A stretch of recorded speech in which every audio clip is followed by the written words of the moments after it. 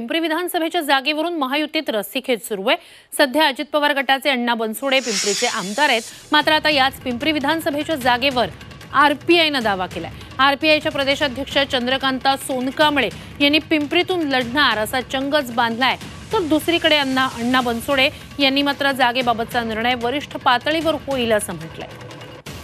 एक महत्त्वाची घडामोड, महायुतीत अनेक जागांवरून सध्या दावे प्रतिदावे सुरू आहेत। अशातच पिंपरीच्या जागेवरून सुद्धा महायुतीत तिढा निर्माण होणार असं दिसतंय। गेली अनेक दिवसापासून अनेक वर्षापासून महाराष्ट्रामध्ये युतीमध्ये आम्ही सर्वजण काम करत असताना युतीचा धर्म पाळणे हा माझं आणि आमच्या सर्व पक्षाचंच कर्तव्य आहे। त्यानुसार युतीमध्ये जो निर्णय होणार आहे, जे वरिष्ठ नेते निर्णय घेणार आहे, त्या निर्णयाशी मी सहमत असणार आहे।